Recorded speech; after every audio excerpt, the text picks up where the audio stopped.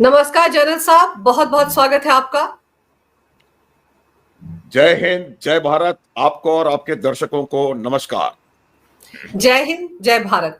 Sir, Bharat के लिए बहुत बड़ी कूटनीतिक जीत है कि यूएनएससी की बैठक में 36वीं रिपोर्ट जो आई है उसमें सीधे सीधे कहा गया है कि पहलगाम आतंकवादी हमले में टीआरएफ ही जिम्मेदार था, जो कि लश्कर तैयबा का ही एक विंग है।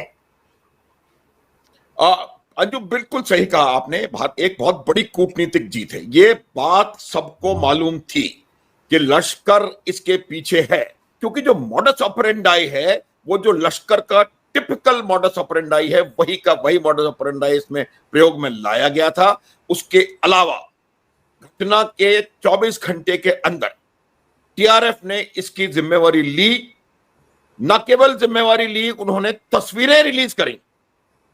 और जब भारत का, उनको लगा नहीं था कि भारत का रिस्पांस इस प्रकार का होगा, जब भारत ने ग्रेजुएटेड कोर्सिव डिप्लोमेटिक रिस्पांस देना शुरू किया और एक के बाद एक एक्शन लेने शुरू किए, तब पाकिस्तान को कहीं ना कहीं जाके लगा कि ये तो गड़बड़ हो जाएगी। दूसरी बात, वो पाकिस्तान लगातार कहता चला आ रहा था कि लश्कर तैयबा और जैश ए मोहम्मद जैसे आतंकवादी संगठन अब पाकिस्तान में निष्क्रिय हो चुके हैं। और इस कार्रवाई से कहीं ना कहीं यह सिद्ध होता दोबारा कि पाकिस्तान के बेस्ड लश्कर तैयबा इस आतंकवादी घटना में शामिल है। और यह समय वो था जब उसकी भीख के कटोरे में आईएमएफ से भीख डलने वाली थी, और अगर इस प्रकार का कोई हाईलाइट हो जाता तो वो भीख शायद न डलती आईएमएफ की उसके कटोरे में। तो उन्होंने टीआरएफ को मजबूर किया कि वो इससे अपना हाथ बाहर खींचें और इसको डिनाई करें। सर, ये जो रिपोर्ट है यूएनएससी की, इसमें ये भी कहा गया है कि टीआरएफ की ओर से कोई और जानकारी इस पर आगे नहीं दी गई, क्योंकि आपने बताया ना कि 26 को तो इन्होंने वापस ले लिया था। जब पाकिस्तान डर गया तो टीआरएफ ने कहा था कि हमारा इससे कोई लेना देना नहीं है। लेकिन सर, यहाँ पर इस रिपोर्ट में इस बात का खुलासा किया गया है कि एक सदस्य, जो यूएनएससी के सदस्य हैं, उनमें से एक ने कहा कि यह हमला लश्कर तैयबा के समर्थन के बिना नहीं हो सकता था और लश्कर तथा टीआरएफ के बीच कनेक्शन है। और एक और देश ने यह भी कहा कि हमला टीआरएफ ने ही किया, जो लश्कर का ही पर्याय है। यानी कि सर, अब यूएनएससी भी मान रहा है कि लश्कर तैयबा खत्म नहीं हुआ, बल्कि उसने नया नाम रख लिया है, टीआरएफ। बिल्कुल अंजू, क्या होता है कि ये पाकिस्तान का काम करने का तरीका रहा है हमेशा से। जो भी उनका आतंकवादी संगठन एक स्कैनर के बीच में आ जाता है तो वो उसका नाम बदल देते हैं, और नाम बदल के कोई और आतंकवादी नाम रख करके, और काम उनका वही रहता है। ये बात बिल्कुल स्पष्ट है। देखिए, ये बात इसलिए और ज्यादा जरूरी हो जाती है और बहुत महत्वपूर्ण हो जाती है, क्योंकि आज की तारीख में Pakistan United nation security council का एक नॉन परमानेंट मेंबर है। बावजूद इसके कि पाकिस्तान वहां पर बैठा हुआ है, अगर टीआरएफ का नाम इसमें आ रहा है, और ये बात साफ तौर पे कही जा रही है कि टीआरएफ लश्कर के साथ जुड़ा हुआ है, और ये जो हमला पहलगाम में हुआ है वो लश्कर की मदद के बगैर नहीं हो सकता था। अगर पाकिस्तान के वहां फिजिकली मौजूद होने के बावजूद ये बात इस रिपोर्ट के अंदर निकल करके आई है, तो ये बिल्कुल निश्चित है कि ये पाकिस्तान की बहुत बड़ी हार और भारत की एक बहुत जबरदस्त कूटनीतिक जीत है, और ये आगे जाके पाकिस्तान के ऊपर असर डालने वाली है। और मैं इस बात को इसी सांस में कहना चाहता हूं कि इस बेसिस पे ये संभव है कि आने वाला समय देखे कि पाकिस्तान एफएटीएफ की ब्लैक, अगर ब्लैक नहीं तो डेफिनेटली ग्रे लिस्ट में शामिल होगा। और सर, जो चाइना है उसकी पाकिस्तान के साथ बहुत दोस्ती है, और चाइना इससे पहले भी भारत जिन जिन आतंकवादियों को यूएनएससी में बैन करवाना चाहता था उनको बचा लेता था चाइना, अपने अधिकार का इस्तेमाल करके। यूएनएससी की इस बैठक में चाइना भी तो रहा होगा सर, उसकी मौजूदगी में ये सब कुछ हो रहा है, तो क्या माना जाए कि चाइना का रवैया भारत की तरफ थोड़ा बदल रहा है? अंजू, देखिए, मैं आपको एक बात बिल्कुल साफ बता देना चाहता हूं। चाइना किसी का दोस्त नहीं है। चाइना के अपने इंटरेस्ट हैं।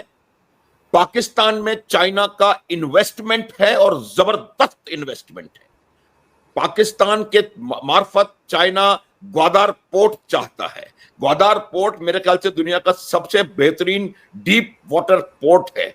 उसके मार्फत वो अपना जो रूट है उसको छोटा। तो जहां तक चाइना का सवाल है, चाइना वही काम करता है जो उसके अपने इंटरेस्ट में होता है। और अब मैं आपको ये बता दूं कि जिस प्रकार से पाकिस्तान अमेरिका के सामने घुटने टेके चला जा रहा है, तो चीन को भी पाकिस्तान को समझाने का समय आ गया है। और ये मेरा सोच ये कहता है कि शायद चीन अब धीरे धीरे करके कुछ उनको इंडिकेशंस दे रहा है कि आप हमें, you can't take us for granted.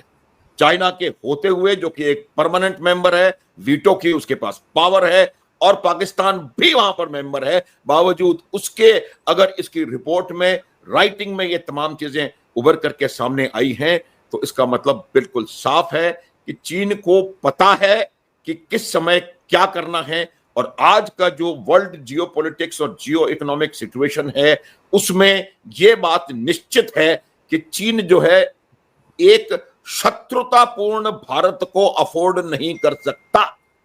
यह मैं आपको बताना चाहता हूं। चाहे मित्र ना हो, लेकिन भारत एक शत्रु के रूप में नहीं हो सकता। दूसरी बात हमने पिछले कुछ दिनों में सुनी होगी कि कहीं ना कहीं बातचीत चल रही है कि रूस चीन भारत का पुनः डायलॉग होना चाहिए और ये एक धड़ा बन के उभर करके आना चाहिए। तो ये तमाम जो डेवलपमेंट्स हो रहे हैं वर्ल्ड जियो पॉलिटिक्स में और वर्ल्ड जियो इकोनॉमिक्स में, वो सब इस बात के ऊपर की तरफ इशारा करते हैं कि चीन का अपने इंटरेस्ट की वजह से भारत की तरफ रवैया बदलना शुरू हो गया है। बदलना क्या, वो they are forced to do it. बिल्कुल, उनको अपने फायदे को ध्यान में रखकर सर अपना रवैया बदलना पड़ रहा है। लेकिन पहले अमेरिका ने टीआरएफ पे बैन लगाया था सर, अब यूएनएससी। तो ये जो हमारे देश का विपक्ष है, जहां पर कांग्रेस के पूर्व गृह मंत्री पी चिदम्बरम फरमा रहे थे अभी 4 दिन पहले कि क्या गारंटी है, क्या सबूत है कि ये जो पहलगाम में आतंकवादी आए थे ये पाकिस्तानी थे। तो अब तो उनके मुंह पर भी थप्पड़ पड़ गया है कि यूएनएससी ने भी कह दिया है। अंजू बिल्कुल ठीक कह रही है। देखिए, मैं आपको एक बात बताऊं कि इन लोगों का जो ढर्रा, इनकी मानसिकता भारत विरोधी है। मानसिकता, उनको उनके पास रेलेवेंट रहने के लिए कोई इशू नहीं रह गया है। एक इशू रह गया है कि आपने ट्रंप का नाम लो। आज आप देखिए, पाकिस्तान की मीडिया पूरी तरह से चिदम्बरम, राहुल गांधी, प्रियंका गांधी, इनके बयानों से भरी हुई है। उसकी वजह आप मुझे बताएं कि आप किस तरह के भारतीय हैं, किस मुंह से आप भारत का प्रधानमंत्री बनने का सपना देख रहे हैं, जब आप भारत के खिलाफ आज आपके द्वारा कही गई बात पूरे पाकिस्तान के मीडिया में चल रही है। मैं आपको कह रहा हूं, अगर ये किसी भी गैरतमंद भारतीय का नाम पाकिस्तान के मीडिया में भारत के खिलाफ आता तो वो आत्महत्या कर लेता। इतना बात बता रहा हूं मैं आपको।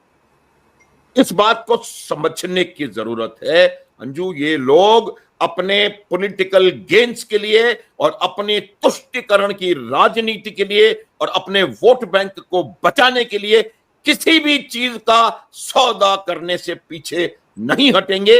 ये इनके हर बयान के ऊपर निर्भर कर रहा है। इतने साफ शब्दों में आपके यशस्वी प्रधानमंत्री ने कल तमाम प्रश्नों के उत्तर दे दिए।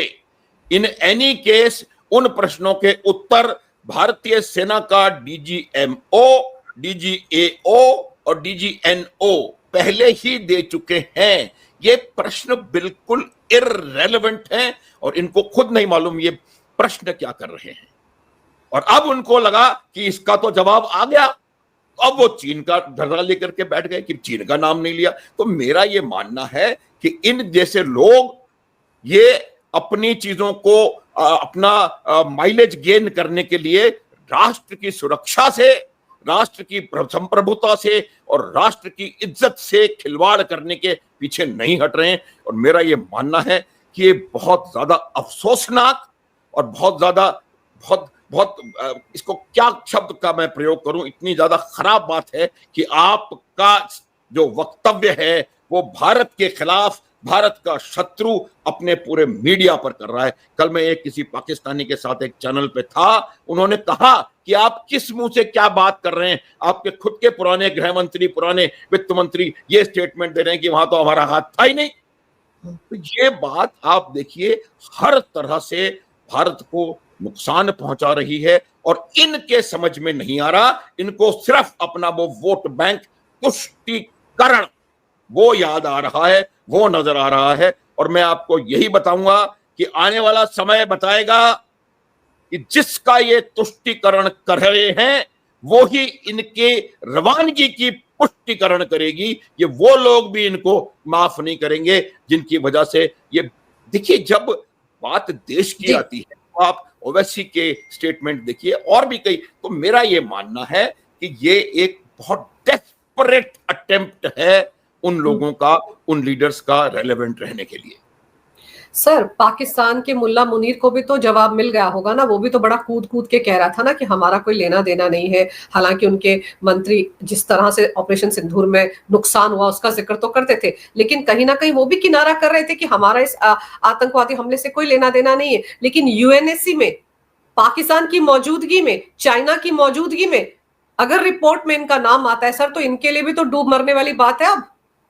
बिल्कुल बिल्कुल, ये मौलाना मुनीर जो हैं, एक तो मैं आपको बात बताता हूं कि जब भी आपके अपने पूर्व सैनिक या सैनिक इस प्रकार की गतिविधियों में लिप्त होते हैं तो आपको पता होता है। मौलाना मुनीर को अंदर ही अंदर तो मालूम है, उसी के कहने पर ये हमले हुए हैं। उसी का जो बयान 6-7 दिन पहले टू नेशन थ्योरी को लेके आया था वो इसका सूत्रधार है। उसको पता था, लेकिन वो प्रयास कर रहा था कि हम किसी तरह से इससे बाहर निकलें, और उसका मकसद सिर्फ एक था कि पाकिस्तान का आतंकवादी हमलों में हाथ आए और उसकी वजह से उनकी भीख पर लात पड़े, वो नहीं चाहते थे। तो इस वजह से मौलाना मुनीर इसको करने की कोशिश कर रहे थे। और अब बिल्कुल क्लियर है उनके लिए, बिल्कुल क्लियर हो गया है कि ये बात चीन पाकिस्तान दोनों की सुरक्षा परिषद में मौजूदगी के बावजूद ये लिखित में आ गई है, और अब मुझे लगता है इसमें कोई संशय की गुंजाइश कहीं भी नहीं है। सर, एफएटीएफ की, जैसे आपने कहा ना कि आगे चलकर एफएटीएफ की ब्लैक लिस्ट में भी आ सकता है, ग्रे लिस्ट में भी आ सकता है, वो जो इनको फंड मिलता है आईएमएफ से उस पर भी असर पड़ सकता है अब। क्योंकि अगर आपके यहाँ का एक आतंकवादी संगठन इतनी बड़ी घटना को भारत में आकर अंजाम देता है, और पैसे के तार पहले से पता चल गए थे कि आईएमएफ का इनको एक लोन मिला था सर मार्च में, उसका इस्तेमाल अप्रैल में हुआ, अभी ये किस्त जारी भी हो चुकी है ऑपरेशन सिंदूर के दौरान, तो उस पर भी क्या ब्रेक लगने में यूएनएससी की ये रिपोर्ट कामयाब हो सकती है? बिल्कुल बिल्कुल बिल्कुल, यही मैं आपको कह रहा था। देखिए यूएनएससी की इस रिपोर्ट से यह बात निश्चित हो गई है कि पाकिस्तान ने लश्कर के बारे में झूठ बोला, पाकिस्तान ने बाकी टेरर आउटफिट्स के बारे में झूठ बोला। उसके बाद पाकिस्तान ने, टीआरएफ ने जब क्लेम कर लिया तो पाकिस्तान की सरकार ने, पाकिस्तान की सेना ने, आईएसआई ने उस टीआरएफ को दबाया कि आप अपना स्टेटमेंट वापस लें। टीआरएफ ने फोटोग्राफ्स जारी कर दिए थे, मैंने बताया आपको, फोटोग्राफ्स, पूरा उनका इसके अंदर इन्वॉल्वमेंट था। उसके बाद वही टीआरएफ का सैफुल्ला जो उनका लीडर है, उसको पाकिस्तान की एक सैनिक टुकड़ी के हेडक्वार्टर में माला पहना करके उसका स्वागत किया गया। ये तमाम चीजें दुनिया से छुपी हुई नहीं हैं। दुनिया इस बात को जानती है कि पाकिस्तान हमेशा से टेररिज्म का एपिसेंटर रहा है और आने वाले समय में भी रहेगा, क्योंकि पाकिस्तान में किसी भी पॉलिटिकल या मिलिट्री लीडरशिप का उस समय तक सर्वाइवल नहीं है अंजू, जिस समय तक वो एंटी इंडिया और कश्मीर रिटोरिक को श्रिल से श्रिल ना बनाते चले जाएं। और वो करने के लिए उनको आवश्यकता है टेररिस्ट आउटफिट्स की। उसके अलावा इनके रक्षा मंत्री द्वारा किया गया एक उन्होंने माना और एक इंटरव्यू में कहा कि हम 30 वर्षों से आतंकवाद को बढ़ावा दे रहे हैं आपकी वजह से। अरे किसी की भी वजह से आप बढ़ावा दे रहे हैं, है तो आतंकवाद। इसका अर्थ यह है कि वो खुद जानते हैं, सारी दुनिया जानती है कि उसामा बिन लादेन कहां मिला था, सुलेमानी का, पूरे सब लोग इस बात से निश्चित कि ये सबको पता है कि एपिसेंटर टेररिज्म का पाकिस्तान है। और अब इस यूएनएससी की रिपोर्ट के पश्चात ये बिल्कुल साफ हो गया है। सर, अमेरिका पर कुछ असर पड़ेगा? डोनाल्ड ट्रंप का जो पाकिस्तान प्रेम है उस पर कुछ असर पड़ेगा यूएनएससी की इस रिपोर्ट से या नहीं? अंजू देखिए, डोनाल्ड ट्रंप की पाकिस्तान के बारे में अपनी एक रिक्वायरमेंट है, उनकी धारणा नहीं है। पाकिस्तान ट्रंप के लिए भी एक सिर्फ जगह है, पाकिस्तान के अंदर ट्रंप को वहां के एयर स्पेस, वहां के सैन्य अड्डे और वहां के मिनरल्स नजर आ रहे हैं। उसके अलावा पाकिस्तान में अमेरिका को चीन और रूस को बैलेंस करने के लिए एक ऐसी जगह नजर आ रही है। अमेरिका को पाकिस्तान की आवश्यकता है, चीन को काउंटर करने के लिए, बैलेंस करने के लिए, रूस को काउंटर करने के लिए और बैलेंस करने के लिए। पाकिस्तान में अमेरिका के सैन्य ठिकाने हैं, पाकिस्तान में अमेरिका के न्यूक्लियर एसेट्स हैं, और अमेरिका को पाकिस्तान में, पाकिस्तान कहें या बलोचिस्तान कहें, बलोचिस्तान में जो रेयर अर्थ मिनरल्स हैं और जो वहां की बहुत अधिक जबरदस्त संपदा है, उस पर भी उनकी निगाहें लगी हुई हैं। और वो नहीं चाहते कि पाकिस्तान पूरी तरह से चीन के पाले में जाकर के बैठ जाए। इस वजह से अमेरिका को पाकिस्तान की जरूरत या ये उसकी मजबूरी है। लेकिन अगर यूएनएससी की रिपोर्ट इस प्रकार की आती है तो अमेरिका भी इसको पूरी तरह से दरकिनार नहीं कर सकता। और इस प्रकार की रिपोर्ट है, जब हम बात कर रहे हैं चीन और पाकिस्तान वहां थे तो अमेरिका भी वहां था, उनको भी मालूम है, वो भी एक परमानेंट मेंबर है, वो भी एक वीटो पावर वाली एक शक्ति है, तो उनको भी पूरी तरह से मालूम है कि ये रिपोर्ट क्या है और इस रिपोर्ट में क्या निकल करके आया है। और वो वैसे भी जानते हैं कि पाकिस्तान आतंकवाद को सदैव से बढ़ावा देता रहा है और आने वाले समय में भी देता रहेगा। असर जरूर पड़ेगा। आगे वो होता क्या है वो, क्योंकि मैं जब एफएटीएफ की बात करता हूं अंजू, तो उस एफएटीएफ की ब्लैक लिस्ट या ग्रे लिस्ट में जाने में अमेरिका का एक बहुत बड़ा उसमें इन्फ्लुएंस रहता है। तो वो इन्फ्लुएंस कहीं ना कहीं अगर वो ग्रे लिस्ट में जाता है तो इसका मतलब इस चीज का कॉग्निजेंस लेकर के अमेरिका ने उस इन्फ्लुएंस को एग्जिट किया। सर, ये भारत की विदेश नीति की जीत है, डिप्लोमेटिक जीत है। वो राहुल गांधी जो एक दिन पहले संसद में खड़े होकर भारत की विदेश नीति पर सवाल उठा रहे थे, हमारे विदेश मंत्री एस जयशंकर को लेकर अजीबोगरीब टीका टिप्पणियां कर रहे थे, उनको भी तो ये जोरदार झटका है ना यूएनएससी की ये रिपोर्ट। मैं आपको एक बात बताऊं कि उनके पास कोई तर्क नहीं है, उनके पास कोई तर्क नहीं है। एक तो कोई किसी प्रकार का कोई उनके पास तर्क ना होना, और दूसरा उनका अपनी भाषा पर नियंत्रण नहीं है। जिस प्रकार की भाषा का वो प्रयोग करते हैं, हर वो सेंटेंस जो वो बोलते हैं, कल प्रधानमंत्री ने बिल्कुल साफ शब्दों में कहा कि जो पाकिस्तान का स्टेटमेंट है वो कॉमा फुल स्टॉप के साथ वही का वही स्टेटमेंट इनका होता है। और ये कुछ उसको काउंटर भी नहीं कर पाए क्योंकि ये सत्य है।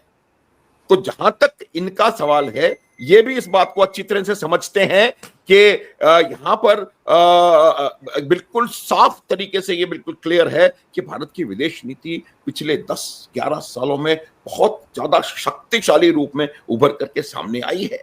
आज मैं दोबारा इस बात को रिपीट करना चाहूंगा कि कौन सा देश का प्रधानमंत्री ऐसा है जो कि जुलाई में रूस जा सकता है, अगस्त में यूक्रेन जा सकता है, उसके बाद राफेल खरीद सकता है, फ्रांस से चिनूक खरीद सकता है, अमेरिका से तेल ले सकता है, ईरान से और S-400 ले सकता है, रशिया से, और कोई उसके ऊपर सैंक्शन नहीं लगती। ये भारत की विदेश नीति की ताकत है और ये राहुल गांधी और उनके तमाम एडवाइजर्स बहुत अच्छी तरह से जानते हैं इस बात को। और वो कुछ भी कहते रहें लेकिन वो इस बात को समझते हैं। और कल उनका तमाम जो प्रश्न थे वो काउंटर हो गए, उनका जवाब आ गया। तो अब उन्होंने नया तरीका ढूंढना शुरू कर दिया है। अब इसके बाद वो और कोई इसमें रिलीजन ढूंढेंगे और कहीं हिंदुइज्म ढूंढेंगे, तो ये बात उनको, उनके पास कोई आर्गुमेंट नहीं है। तो मेरा ये मानना है कि राहुल गांधी का कल के दिन में पूरे विपक्ष का मेरे आकलन के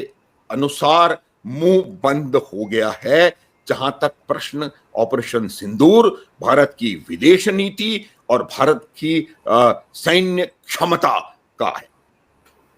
और सर, ऑपरेशन महादेव ने भी जब तीनों आतंकवादी जो पहलगाम आतंकवादी हमले में शामिल थे, जब उनको मार गिराया, उसी दिन जब सदन में ऑपरेशन सिंदूर पर चर्चा हो रही थी, उस पर भी तो उन्होंने सवाल उठा दिए कि ये क्या टाइमिंग थी, अभी क्यों मारे गए, पहले क्यों नहीं मारे गए। हमारे प्रधानमंत्री को भी इस पर बोलना पड़ा। उन्होंने भी कहा कि देखिए अभी क्या सवाल पूछ रहे हैं, सोमवार को क्यों मारे गए, मंगलवार को क्यों नहीं मारे गए। ये किस तरह का विपक्ष है? अंजू, मुझे तो हंसी आती है। आप देखिए, ये सेना का काम है, इसमें सरकार क्या करेगी? इन आतंकवादियों को ढूंढने के लिए, देखिए मैं एक सैनिक रह चुका हूं, इस प्रकार के हम ऑपरेशन कर चुके हैं, और जब हमें जरा सा भी नुकसान होता है, इसमें तो बहुत 26 जाने गई थी, जरा सा भी नुकसान होता है तो हम स्वयं चैन से नहीं बैठ पाते जब तक हम उसका पूरा बदला नहीं निकाल लेते। और ये जो बात हुई है उसके पीछे जो ऑपरेशन महादेव है, इस ऑपरेशन की तैयारी मैं आपको दावे के साथ बता सकता हूं 23 अप्रैल से चल रही है। ये जो छुपे हुए थे, इनके ऊपर दबाव उस समय से पिछले 2.5-3 महीने से इनके ऊपर दबाव है, इनको खोजा जा रहा है। ये भारतीय सेना है। जब एक इस प्रकार का कोई आतंकवादी हादसा होता है तो जब तक उसका पूरा बदला ना ले ले वो लोग बैठते नहीं हैं। और ये खास करके पिछले 10-12 सालों में इस बात को बिल्कुल निश्चित रूप से ये बात संभल कर सामने आ गई है कि पूरी खुली छूट सेना को है। और जहां तक ऑपरेशन महादेव का प्रश्न है, आप अब मुझे बताएं अंजू, ये हास्यास्पद नहीं है कि क्योंकि आप पार्लियामेंट शुरू होने वाली है इसलिए हम उनको बोल देंगे भाई साहब अभी 3 दिन और आप बैठे रहो, मैं 4 दिन बाद आकर के आपको मारूंगा? Come on! ये बिल्कुल सेल्फ डिफीटिंग और बहुत ही घटिया किस्म का स्टेटमेंट है, बहुत घटिया।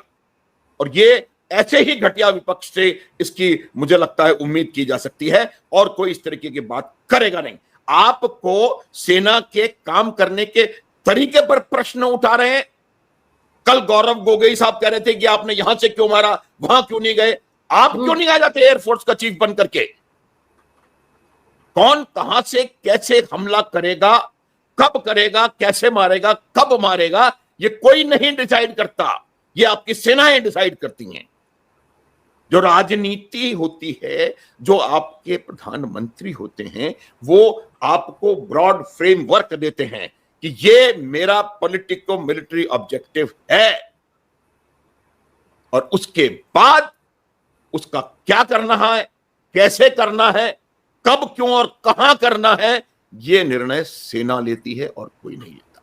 और अगर आप इस पर प्रश्न उठा रहे हैं तो आप सेना के ऊपर उंगली उठा रहे हैं। सर, अब तो ऑपरेशन शिव शक्ति चल रहा है, उसमें भी 2 आतंकवादी मारे गए हैं, इनके पेट में तो और दर्द होगा।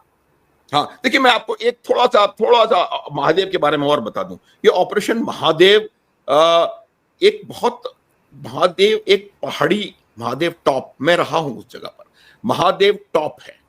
ये दाचिकाम रिजर्व फॉरेस्ट के अंदर है। ये वो जगह है जहां पर 9वीं शताब्दी में वासुगुप्त को शिव सूत्र प्राप्त हुए थे। ये वो जगह है जहां पर एक नदी के किनारे एक फॉर्मेशन होती है जिसको कि शंकरमाल कहा जाता है, शंकरपाल। ये पहाड़ी का नाम है क्योंकि उन लोगों को, टेररिस्टों को, हम उस दाचिगाम रिजर्व फॉरेस्ट के इलाके में, उस पहाड़ी वाले इलाके में जो महादेव रिज है, वहां पर हम उनको खोद रहे थे, इसलिए उसका नाम ऑपरेशन महादेव रखा गया। इसका ना तो अमरनाथ यात्रा से कोई लेना देना है, ना किसी चीज से कोई लेना देना है। आप महादेव हिल पे जाके ऑपरेशन कर रहे हैं, उसका नाम आपने ऑपरेशन महादेव रखा। ऑपरेशन का नाम सेना रखती है, कोई और नहीं रखता। और हर एक ऑपरेशन का उससे क्या होता है कि जब आपके सैनिक उसको करने, शत्रु जीत, शत्रु विनाश, सर्प विनाश, विजय, इस प्रकार के नाम रखे जाते हैं ऑपरेशंस के, सबको पता है। तो मेरे को लगता है कि ये बिल्कुल इसके बारे में सोचना और डिस्कस करना भी मूर्खतापूर्ण होगा। मैं इसको I will leave it at that. जहां तक शिव शक्ति का सवाल है, देखिए आपका एक काउंटर इन्फिल्ट्रेशन ग्रिड होता है, एक काउंटर टेरर ग्रिड होता है। और काउंटर इन्फिल्ट्रेशन ग्रिड में आपके डिप्लॉयड ट्रूप्स डिप्लॉयड हैं, और उसके थोड़ा पीछे काउंटर टेरर ग्रिड में ट्रूप्स डिप्लॉयड हैं। काउंटर इन्फिल्ट्रेशन वाले जो दस्ते होते हैं, वो इस बात का यकीन करते हैं कि कोई इन्फिल्ट्रेशन ना हो। वो इन्फिल्ट्रेशन को रोकने के लिए लाइन ऑफ कंट्रोल के ऊपर उनको डिप्लॉय किया जाता है। तो ये वहां पर लाइन ऑफ कंट्रोल पर डिप्लॉयड थे। कोई पॉजिटिव खबर आई जो कि इंटेलिजेंस और मिलिट्री इंटेलिजेंस की एक सिनर्जाइज्ड एफर्ट था, और वो खबर आई उस खबर से इन्होंने उनको ट्रैक किया और जब इनके मूवमेंट को नोटिस किया गया तो उसके बाद इनके ऊपर ऑपरेशन शिव शक्ति लॉन्च करके और इनको समाप्त कर दिया गया। और आज यही सवाल उठा रहे थे कि 30 मिनट में मोदी ने सरेंडर कर दिया। देखिए अंजू, मैं आपको एक बात बताऊं कि जिसके बारे में हम लगातार, हालांकि हमारा जो पिछला पुराना इतिहास है उसको नहीं हमको ज्यादा कुरेदना चाहिए, लेकिन जिसके बारे में ये हमेशा बात करते रहते हैं, देश का सबसे बड़ा सरेंडर शिमला समझौता था। सबसे बड़ा सरेंडर। आपने 5600 वर्ग किलोमीटर जमीन का फायदा आपके पास था। आपके पास 93,000 प्रिजनर ऑफ वॉर थे, सारे वापस कर दिए। आप अपने 54 जांबाज सैनिकों को वापस नहीं ला पाए। हाजी पीर आप वापस नहीं ले पाए, पीओजेके ले सकते थे, वो नहीं लिया। आप अपने चिकन स्नैक जिसे आप कहते हैं, जिसको कि मैं रेजर्स एज बोला करता हूं, उसकी चौड़ाई नहीं बढ़ा पाए। वहां से 10 किलोमीटर 20 किलोमीटर इलाका आप नहीं रख पाए। आपने, दैट वाज सेल आउट। वो होता है सरेंडर। सरेंडर। और जो अभी किया है उसको कहते हैं विजयश्री। आप देखेंगे आने वाला समय दिखाएगा कि ऑपरेशन सिंदूर को हर मिलिट्री स्ट्रेटेजिक स्टडी के जो स्कूल्स हैं, हर एक स्कूल में एक केस स्टडी के रूप में पढ़ाया जाएगा। ऑलरेडी इसको लोगों ने पढ़ाना शुरू कर दिया है। ये एक जबरदस्त विक्ट्री थी। क्या सरेंडर की बात कर रहे हैं, इनको पता नहीं है सरेंडर का मतलब क्या होता है। और इतने घटिया, वही मैं बोल रहा था, भाषा पर नियंत्रण और हर वो चीज जो कि शत्रु के काम आए, उससे ज्यादा देशद्रोह की कोई और चीज हो नहीं सकती। और ये आज से नहीं, सदैव से। और यही वजह है कि 90 बार इलेक्शन हारे हैं इनके नेतृत्व में। इसका भी कोई ओलंपिक का गोल्ड मेडल होना चाहिए। ऐसे ही नहीं है। भारत के लोग अब मूर्ख नहीं बनाए जा सकते। भारत की आवाम, भारत की जनता समझती है कि सही क्या है और गलत क्या है, सही कौन है और गलत कौन है। बिल्कुल सही कह रहे हैं आप सर। अभी तो ये ऑपरेशन सिंदूर की विजय पचा नहीं पा रहे हैं। यूएनएससी में जो कुछ हुआ है, पाकिस्तान को कटघरे में सीधा सीधा खड़ा किया गया है। अभी तो उस पर भी रोना गाना शुरू करेंगे, क्योंकि इनको तो अपने वोट बैंक की चिंता है ना, इनको तो तुष्टिकरण की राजनीति करनी है। लेकिन सर, आपने समय निकालकर इस विषय पर बहुत ही अहम जानकारी मेरे दर्शकों को दी। आपका बहुत बहुत धन्यवाद। नमस्कार। जय हिंद। जय हिंद, जय भारत, नमस्कार।